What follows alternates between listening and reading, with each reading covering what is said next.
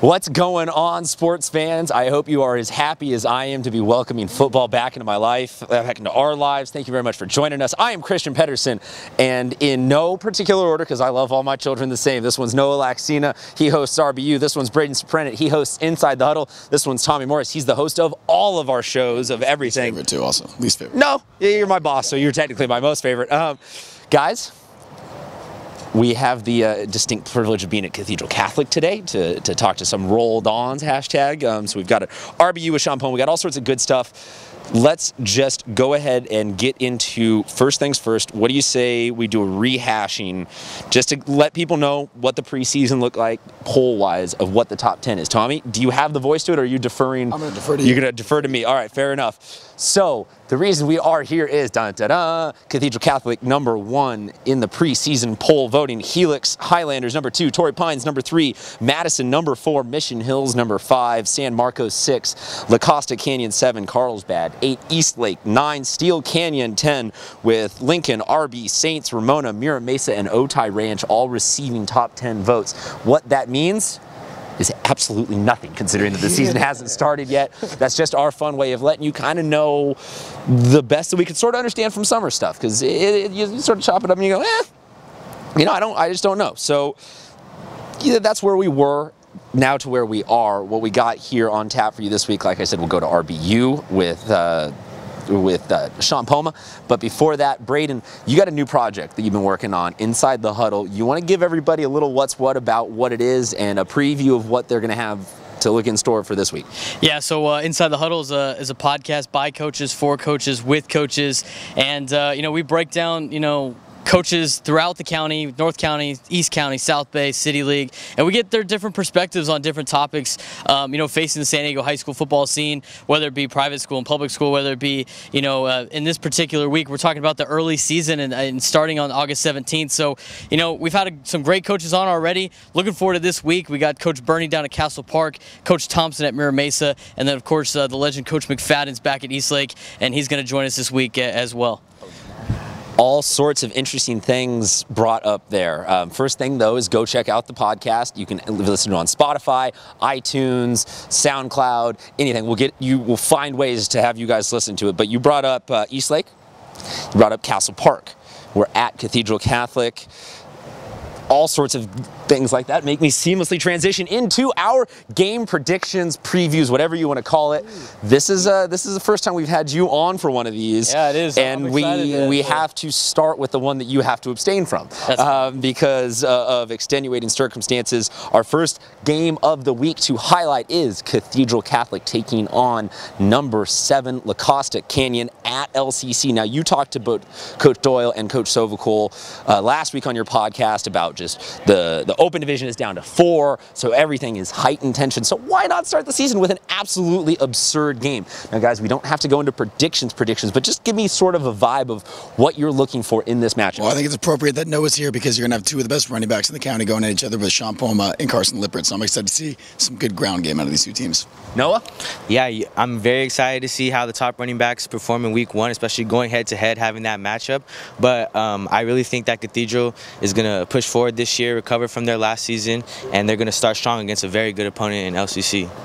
Now, you do have to abstain just due to the connection that you have to Cathedral Catholic. I will say this. Cathedral is a team on the warpath to prove that last year was a blip in the radar. So very interesting to see how perfect they open up the season, because I think you can say that there's a win week 1 versus LCC, and then there's a win week 1 versus LCC with a big capital W there. So really interested to see if we have a situation where we can have a wire-to-wire leader in Cathedral Catholic.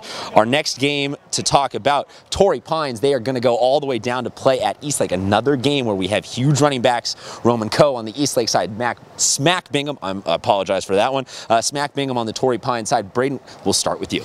Well, when you look at the Torrey Pines Eastlake matchup, it's a hell of a game to start. Week 1 as you said. So McFadden's back. I think it's going to be a little bit hard for him to get everybody going on the same page. To get where they want to be. So, and we have Torrey Pines ranked really high for a reason. I'm going to go with Torrey in that game. Noah? I'm going to take Torrey as well. I know it's a big North County, South County matchup. Both teams are running the ball heavy, so the game should end pretty fast. We're going to see a lot of hard, physical. Yeah, a nice, tight 90 minutes. Yeah, nice, tight 90 minutes. Physical battle, though. You're going to see huge hits. So that's a good, if you like that type of football, you should go see it. But I think Torrey Pines is going to pull it out. Coach McFadden's going to get Eastlake in the right direction, obviously. But I think if this was a week 4, week 5 type game, we might be having a different conversation. But week 1, I'm going to have to go with Torrey. I'm going to go with Torrey as well. Another thing I like about Torrey Pines, they're not afraid to schedule anyone. They'll play anybody in this county, Orange County, or LA. So I got Torrey Pines. Absolute riverboat gambler type vibe there with Gladnick in charge of that.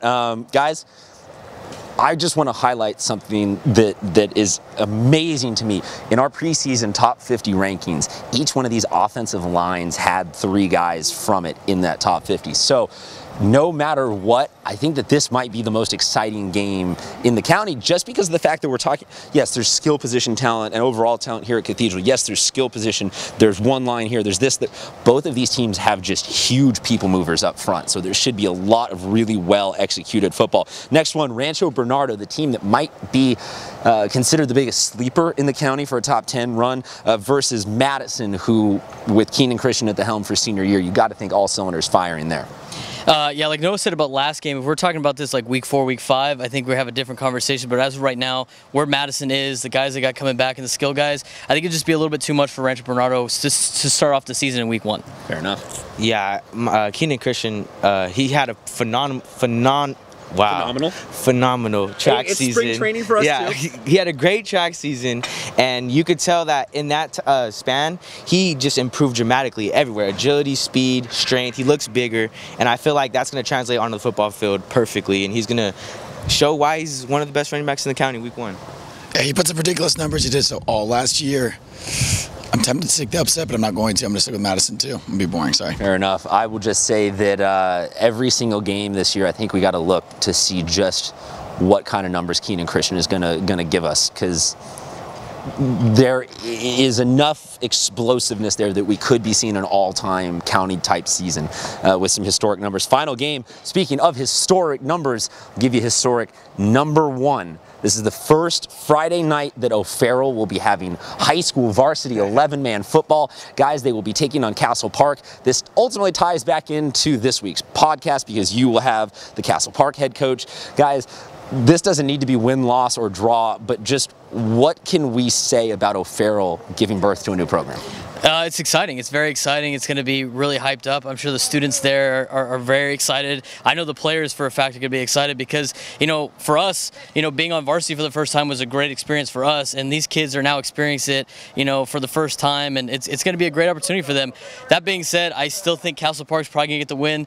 Farrell Charter's probably going to, take some lumps this year, but, look for them to be successful in a couple years down the road. Fair enough. Noah, anything to say about what it would be like to be the running back the first time you're taking the first handoff for a school? It would be amazing to know that I would be the start of a long-lasting legacy at a school. It would be amazing to, try to set the standard early for the future players coming in. And, I hope that running back and I hope that team is very excited to step on the field Friday night and play a football game because, not a lot of people get to do that. Well, one running back that gets to step on this field on Friday night is Sean Puma. So the 3 of us will go ahead and step out, and we'll let RBU take over for just a minute. We'll be back in just a second. What's up, San Diego? Football's finally back, and that means it's time for another edition of RBU. And who better than the man himself, Sean Puma from Cathedral Catholic. He won our poll on Twitter. The fans wanted to see Sean Puma, so we're going to give him some Sean Puma. Sean, you're one of the most hyped running backs in San Diego County this year. What is it going to be like every year or every week, just going in game to game, knowing that the defense is going to focus on you? Well, it's all up to the O-line. It starts with them, and I'm just always playing with a chip on my shoulder and always looking for some blood. Fast, physical runner in Sean Puma. And Sean, you have a lot of history. In your sophomore year, your team won state. You're a big part of that, one of the main playmakers on that team. Junior year, didn't get to go on the field a lot due to injury, and you didn't have the success you wanted to have. What can you take from those 2 experiences, and how can you translate what you learned from there to your senior season? Every season, every rep that I take, it's just another learning experience, and you're always trying to improve off of that. And, state year was a good year. Last year really wasn't for me. But, you know, our team just grew from that. I grew from that, and so we're looking to have a good year this year. And another thing is, how do you feel? Like, how do you feel? You have to wait all this time for football season to come around again.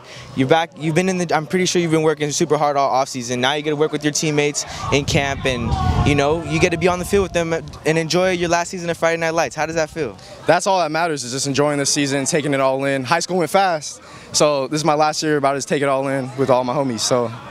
And last question, being in this wing T Cathedral offense, I know I played in wing T. You know, I got the belly, the down. You know, being that tailback position, those are two of my favorite plays. What are your favorite plays in the wing T offense? That's classified.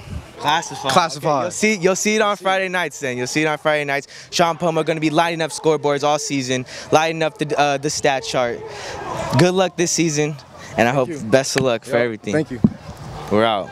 Noah, absolutely love that. Thank you very much for having Sean on with us. Guys, that's the end of number one. What we ask for you to do now is go listen to Braden's podcast and also join us online because we want to start hearing from you guys. We'll have the sided debate of the week, where this week, what are we debating, Braden? We're debating whether or not you know, some San Diego's teams should go out of section and play some non-conference opponents. We have a lot of that this year. Oceanside's playing San Clemente, LCC's playing San Clemente, and of course Torrey Pines. And then of course, you know, Helix is playing out of county a lot this year with Saguaro, and then they're also playing Royal Grande, and then their first game, Cajon, is going to be tough.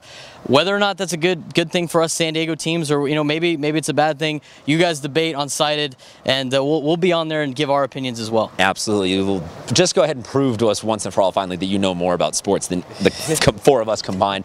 Guys, I think for first one we nailed that. I think we stick the landing. No, we're all fine. You're all good. We're gonna go break down the film and see what we need to improve. We're gonna go see what this practice is all about for Cathedral Catholic. Thank you very much for checking in with week one of the San Diego Prep Insider Football Podcast. We will see you guys around the county.